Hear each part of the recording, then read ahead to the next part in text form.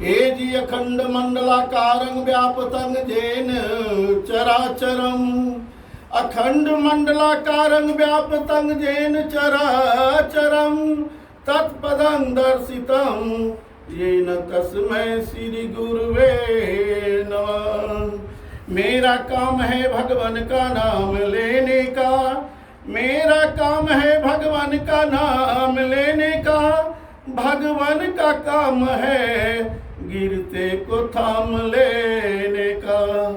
एजी शंकर सुमन गणेश का, शंकर सुमन गणेश का धरु हृदय में ध्यान। या ज्ञानी माँ शारदे कंठ बसो सूर्या। सियावर रामचंद्र की जय, उमापति महादेव की जय। प्रेम से बोलिए बजरंगबली की जय। मिलता है सच्चा सुख केवल गुरुदेव तुम्हारे चरणों में। मिलता है सच्चा सुख केवल गुरुदेव तुम्हारे चरणों में। गुरुदेव तुम्हारे चरणों में, गुरुदेव तुम्हारे चरणों में। मिलता है सच्चा सुख केवल गुरुदेव तुम्हारे चरणों में। मिलता है सच्चा सुख केवल गुरुदेव तुम्हारे चरणों में। चाहे बैरी सब संसार मिले, चाहे जीवन मुझको भार मिले। चाहे बैरी सब संसार मिले, चाहे जीवन मुझको भार मिले। चाहे मौत गले का हार बने गुरुदेव तुम्हारे चरणों में। मिलता है सच्चा सुख केवल गुरुदेव तुम्हारे चरणों में। चाहे अग्नि में मुझको जलना हो, चाहे कांटों पे मुझको चलना हो। चाहे अग्नि में मुझको जलना हो, चाहे कांटों पे मुझको चलना हो। चाहे देश से मुझको निकलना हो, गुरु देव तुम्हारे चरणों में। मिलता है सच्चा सुख केवल गुरुदेव तुम्हारे चरणों में। चाहे संकट ने मुझे घेरा हो, चाहे चारों ओर अंधेरा हो। चाहे संकट ने मुझे घेरा हो, चाहे चारों ओर अंधेरा हो। पर मन नहीं मेरा जगमग हो, गुरुदेव तुम्हारे चरणों में। मिलता है सच्चा सुख केवल गुरुदेव तुम्हारे चरणों में। इन्हीं शब्दों के साथ मैं अपने वाणी को विराम देते हो आप लोगों को मेरा नमो नमः। बिहारी विवाह मंच से आए हुए श्री कुपेंद्र जी अपने भाव और विचार को रखने जा रहे हैं। हम सभी लोग ध्यान पूर्वक श्रवण करें। परम गुरुदेवा के चरणों में नमन करते हुए नमन। एक छोटा सा कथा है। महामाया ठगनी हम जानी, महामाया ठगनी हम जानी। एक समय की बात है, एक नवयुवक और नवयुवती कहीं दूर दराज से शादी करके अपने गांव को लौट रहे थे।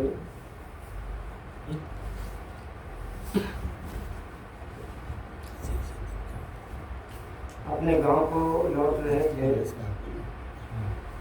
और ट्रेन से आते समय उनको स्टेशन पर उतरते ही रात हो गया। वो दोनों सोचे कि अब रात को कहाँ जाएंगे, यहीं पर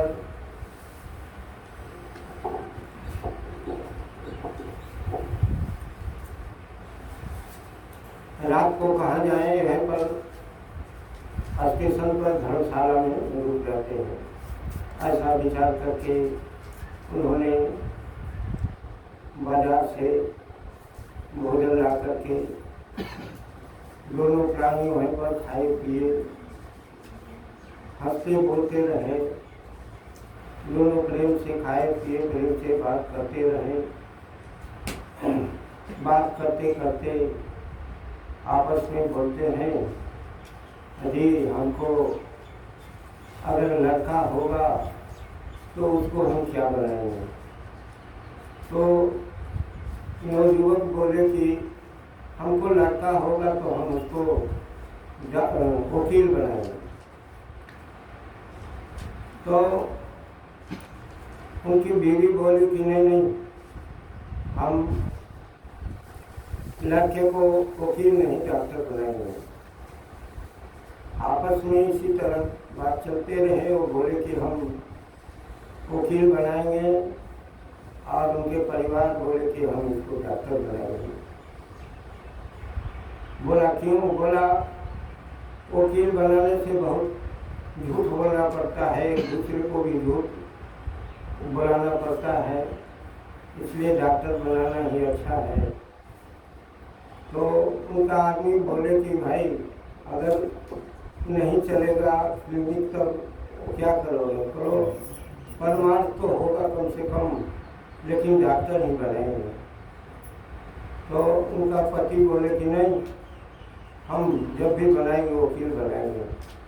और उनकी परिवार बोल रहे हैं कि नहीं, हम जब बनाएंगे तो डॉक्टर बनाएंगे। इस तरह बात होते होते उनको पति को गुस्सा आ गए और उन्होंने एक थप्पड़ खींच दिए।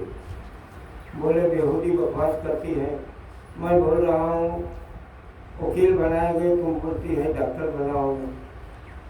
तो उनकी पत्नी रोने लगी। रो रहे थे तो आदमी वहाँ पर सब इकट्ठे हो गए। बोले भाई क्या बात है, अभी तो आप लोग हंस बोल रहे थे, बढ़िया से भोजन किए, बातचीत कर रहे थे प्रेम से, इतनी जल्दी क्या हो गई जो आप रो रहे हैं।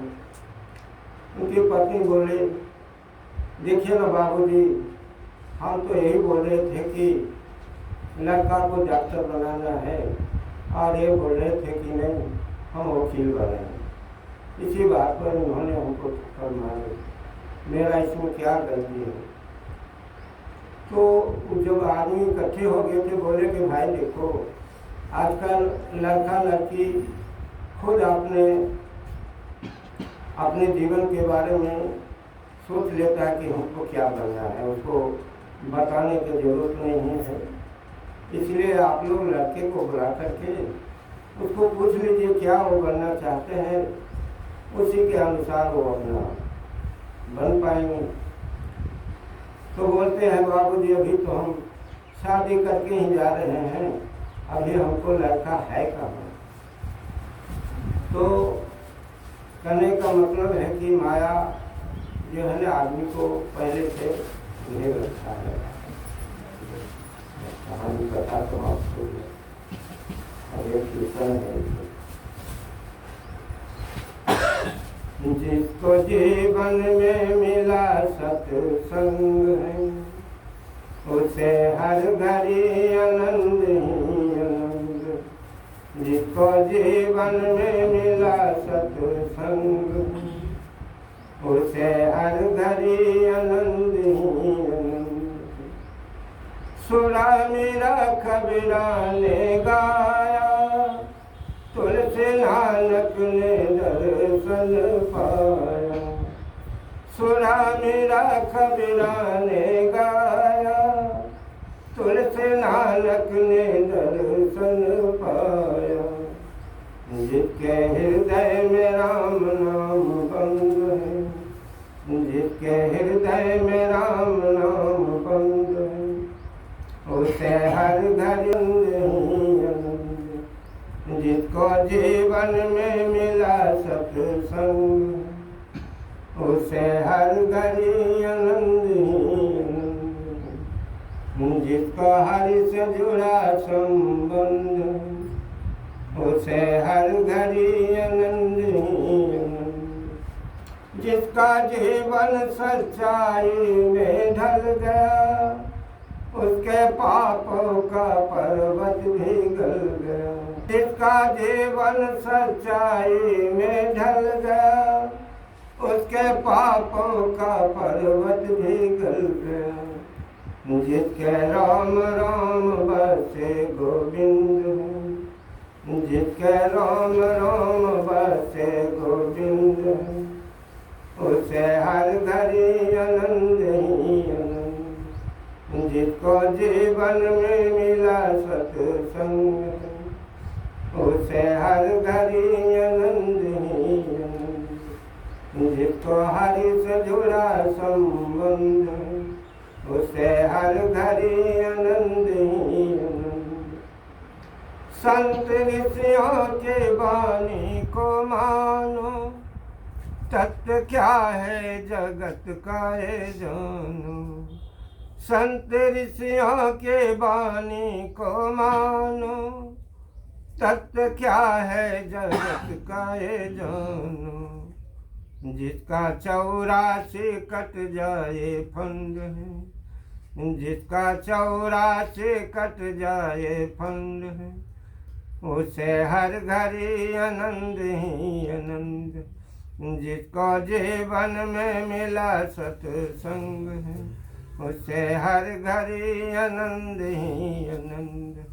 जिसको हरि से जुड़ा संबंध है, उसे हर घड़ी आनंद ही आनंद।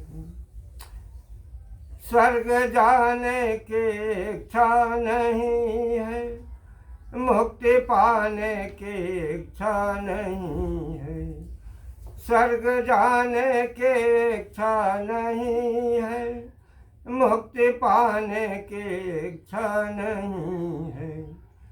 उसको मिलता है यहाँ परमानंद है, उसको मिलता है यहाँ परमानंद है। उसे हर घड़ी आनंद ही आनंद। जिसको जीवन में मिला सत्संग है, उसे हर घड़ी आनंद ही आनंद।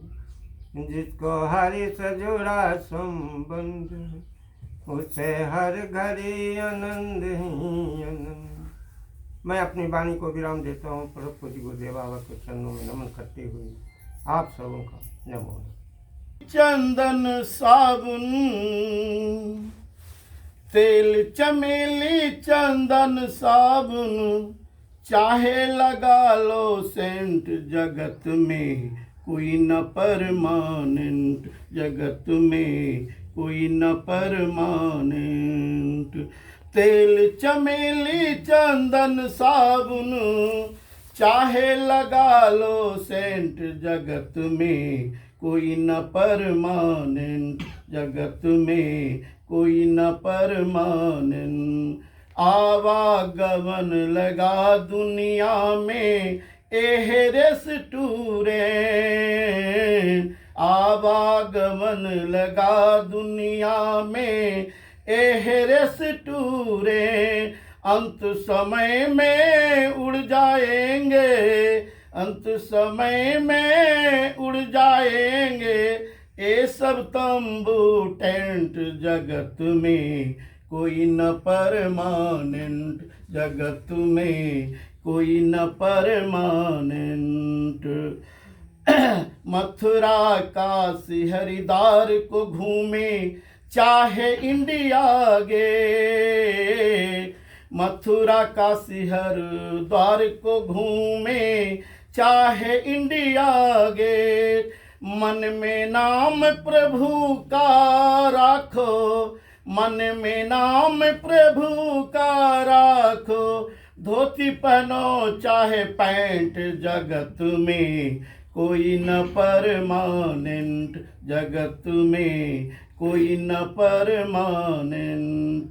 राष्ट्रपति जनरल कर्नल या हो लेफ्टिनेंट, राष्ट्रपति जनरल कर्नल या हो लेफ्टिनेंट। मौत सभी को आ जाएगी, मौत सभी को आ जाएगी। लेडीज हो या जेंट्स, जगत में कोई न परमानेंट, जगत में कोई न परमानेंट। राम कथा साधु की संगति ए सच्ची कन्वेंट, राम कथा साधु की संगति ए सच्ची कन्वेंट। गुरु कहे इस आश्रम में तुम, गुरु कहे इस आश्रम में तुम कभी न हो अपसेंट, जगत में कोई न परमानेंट, जगत में कोई न परमानेंट। तिल चमेली चंदन साबुन, तिल चमेली चंदन साबुन, चाहे लगा लो सेंट, जगत में कोई न परमानेंट, जगत में कोई न परमानेंट। इन शब्दों के साथ महाराज की जय। अब हम सभी लोगों के समक्ष इसी स्थानीय मंच गुआसा सिखपुरा मंच के प्रवक्ता श्री रमाकांत जी चंद शब्दों में हम सभी लोगों के समक्ष अपने विचार को रखने जा रहे हैं। हम सभी लोग ध्यानपूर्वक श्रवण करें।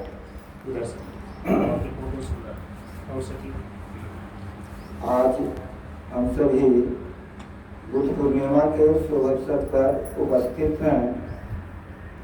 भगवान बुद्ध ने हम सभी को एक उपदेश दिए थे, संतम शरणम गच्छामि, संतों के शरण में जाना चाहिए। इसी बात को भगवान राम भी माता सबरी को समझाए नवधा भक्ति में कि प्रथम भक्ति संतन का संगा। तो हम सभी को भक्ति के प्रथम मार्ग संतों की संगति है, इसको जीवन में अपनाएं। तो जब महाभारत की शुरुआत होने लगा तो एक तरफ कौरव की सेना और एक तरफ पांडवों की सेना, अर्थात एक तरफ अच्छे लोग, एक तरफ बुरे लोग, एक तरफ धर्म, दूसरी तरफ अधर्म। भगवान श्री कृष्ण कहते हैं कि कल हमारे पास जो सबसे पहले आएगा उसी के पक्ष से हम युद्ध करेंगे, और एक तरफ हमारा 18 अक्षुणी नारायणी सेना भी रहेगा और एक तरफ हम रहेंगे। सबसे पहले जो आएगा उसी के तरफ से हम रहेंगे। तो इस बात को दुर्योधन के मन में था कि हमको 18 अक्षुणी सेना चाहिए, और अर्जुन के मन में था कि हमको भगवान श्री कृष्ण चाहिए। सबसे पहले जब दुर्योधन भगवान कृष्ण के पास पहुंचे तो उस समय भगवान सोए हुए थे। दुर्योधन ने उनके सिर के तरफ गया और खड़ा हो गया। अर्जुन भी गए। कुछ समय के बाद वो देखे कि भगवान सोए हुए हैं, तो उनके पैर के नजदीक जाकर के बैठे और अपना हाथ उनके चरण पर रखे। भगवान कृष्ण के जब आंख खुला तो सबसे पहले अर्जुन को देखे, तो कहीं कि तुम आ गए हो, ठीक है, हम तुम्हारे पक्ष से रहेंगे। और दुर्योधन बोला कि सबसे पहले तो हम आए हैं। ठीक है, आप आए हैं तो आप पर तो हमको नजर पड़ा नहीं, इसलिए आपको 18 अक्षुणी सेना हम देते हैं और हम अर्जुन के साथ रहेंगे। तो दोनों के बात तो हो ही गया। अब कहने के बाद ये रहा कि आजकल के भाषा में हम लोग राधे राधे करते हैं, तो भगवान श्री कृष्ण के रथ पर राधे को ही क्यों नहीं भेजा गया? और यदि दुर्योधन को 18 अक्षुणी सेना दिया गया तो उसके जगह पर 16,000 उनके साथ जो पटरानी थी उन्हीं को भेजा जाता। कहा जाता है कि मूल के सींचे बिना फल कभी लगता नहीं। तो एक आदमी था, पति पत्नी। पति के विचार था कि हमको एक गधा रहे, और पत्नी के विचार था कि हमारा परिवार में एक गाय है। दोनों में वाद विवाद चलते रहा। कुछ दिन के बाद पति गधा ले आया, तो पत्नी उससे न खुश थी। पत्नी कही कि नहीं, हमको गाय चाहिए, तो पत्नी को गाय आ गया। जगह बहुत छोटा था, दोनों के रहने में बहुत दिक्कत था। तो पति एक दिन भगवान से प्रार्थना किया कि हे भगवान, गाय मर जाए। तो उस रात में जो उसका गधा मर गया। अब जब पति देखता है कि गधा मर गया, तो भगवान से कहता है ऊपर की ओर आंख देखकर कि भगवान, आप कैसे सृष्टि के रचयिता हैं, आपको ये भी नहीं मालूम कि गधा क्या होता है और गाय क्या होता है। अब इसी शब्दों के साथ हम अपने वाणी को विराम देते हैं। अब हम सभी लोगों के समक्ष इसी गोसासीपुरा मंच प्रशांत योगाश्रम से श्री सर्वजीत जी अपने भाव और विचार को संक्षेप में हम सभी लोगों के समक्ष रखने जा रहे हैं। हम सभी लोग ध्यान पूर्वक श्रवण करें।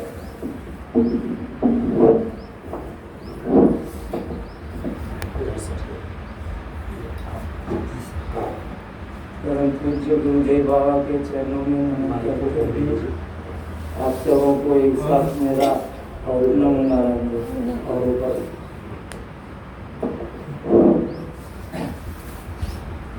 आए हैं सो जाएंगे राजा रंग के, एक सिंहासन चढ़ चले एक बांधे जाए जंजीर। यह बात बिल्कुल सत्य है, लेकिन क्यों बंधे हुए जंजीर में जा रहे हैं और एक सिंहासन चढ़ करके? इसका तो बहुत बड़ा कारण है। समय कम है, लेकिन थोड़ा संक्षेप में कह देते हैं कि अपने कर्मों के कारण ही लोग दुख या पिछड़े का कारण होता है। सही कर्म नहीं करने के कारण से जंजीर के साथ बंधे हुए जाना पड़ता है, और उस जंजीर से मुक्त होने के लिए सही सद्गुरु के सानिध्य प्राप्त नहीं होने के कारण भी लोग जंजीर में बंधे जा रहे हैं।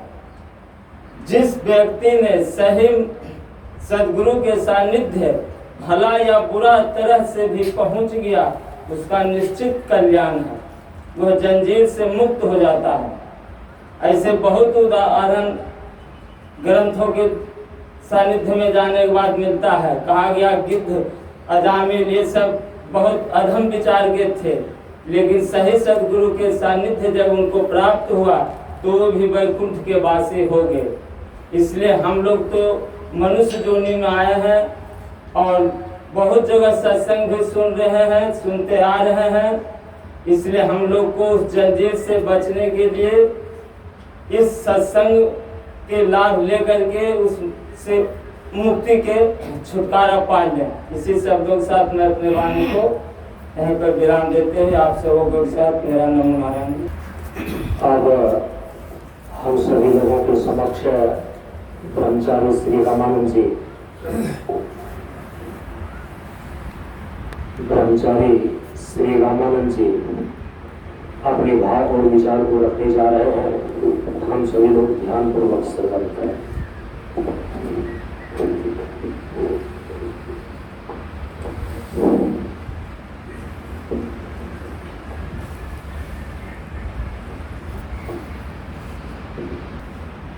परम गुरु ब्रह्मश्री भगवान प्रशांत गुरु बाबा के श्री चरणों में ज्ञान मार्ग सत्संग के सानिध्य में उपस्थित सभी दिव्यात्माओं नमो नमः। प्रवचन बिंदु उपदेश खंड 1 का पहला बिंदु प्रकृति परिवर्तनशील और चेतन गतिशील।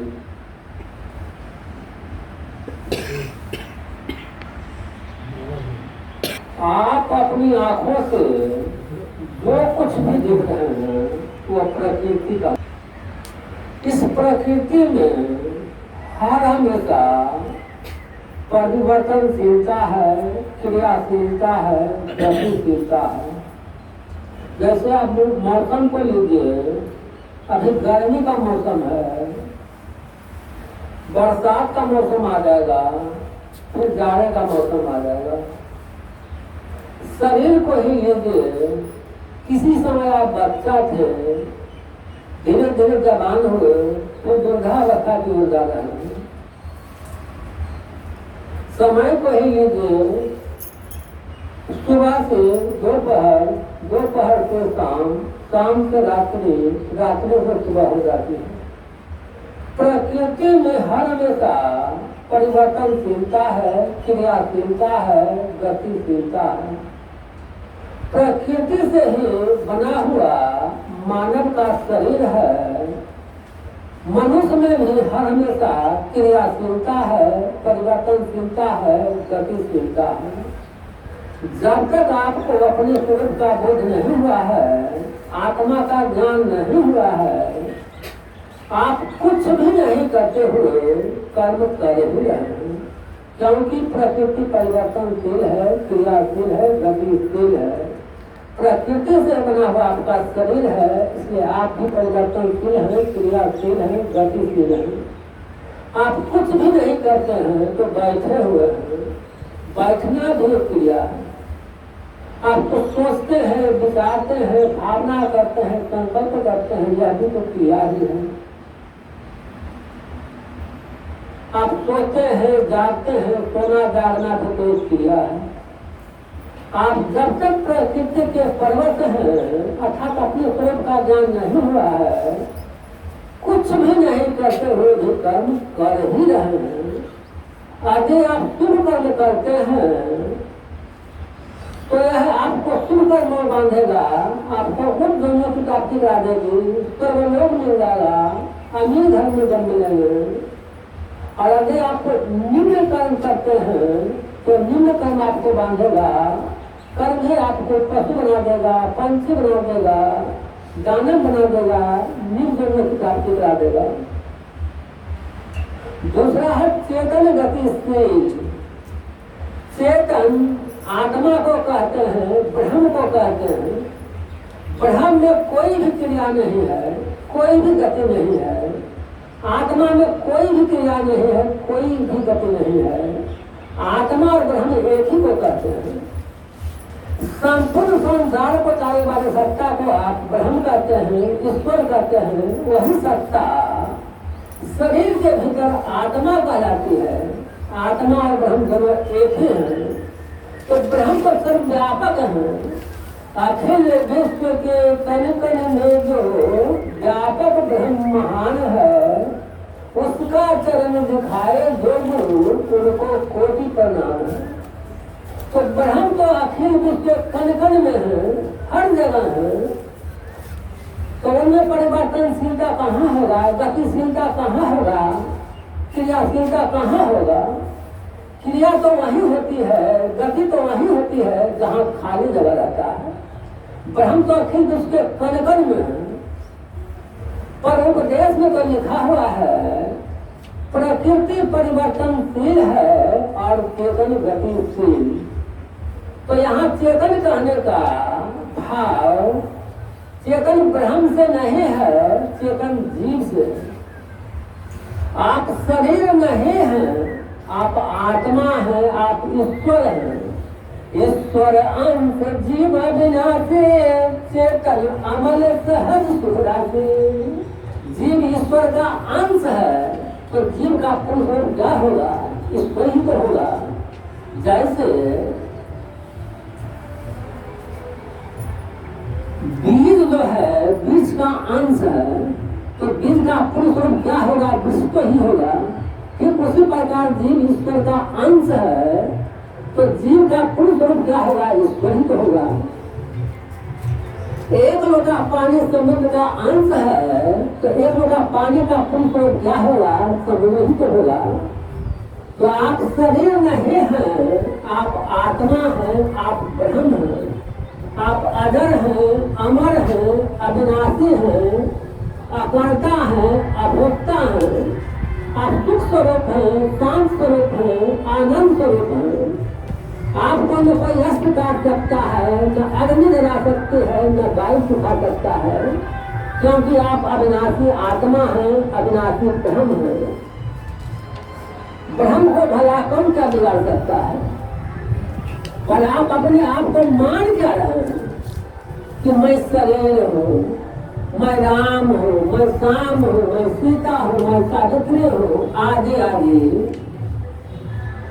यह तो शरीर का नाम है। आप ये शरीर नहीं है, आप आत्मा है। लेकिन आत्मा का बोध नहीं है तो अपने आप को शरीर मान रहे हैं। इसी को कहते हैं जीव भाव, इसी को कहते हैं अहंकार, इसी को कहते हैं मिथ्या ज्ञान।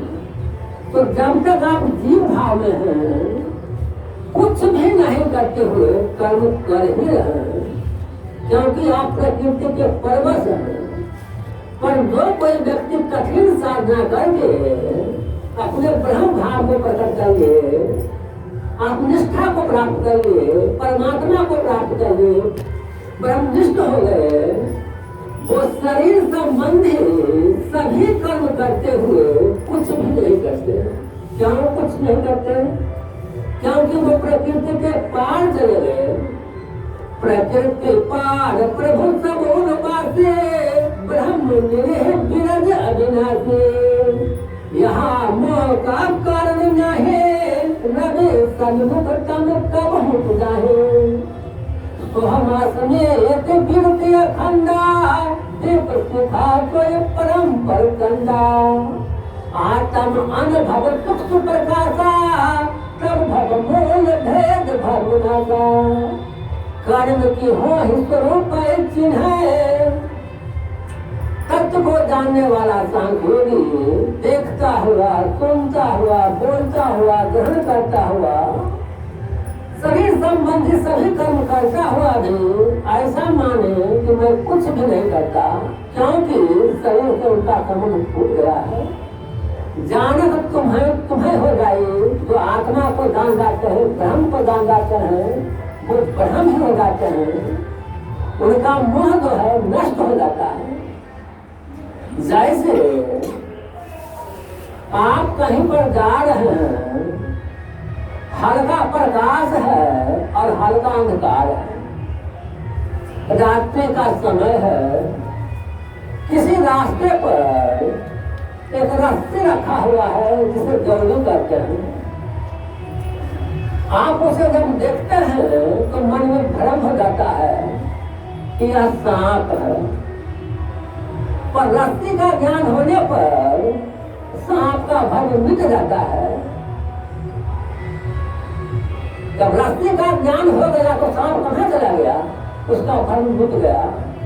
फिर उसी प्रकार जब आत्मा का ज्ञान हो जाता है तो जीव को तो शरीर में अहम बुद्धि है, मन बुद्धि है, वह मिट जाता है। वह जान जाता है कि मैं तो ब्रह्म हूँ।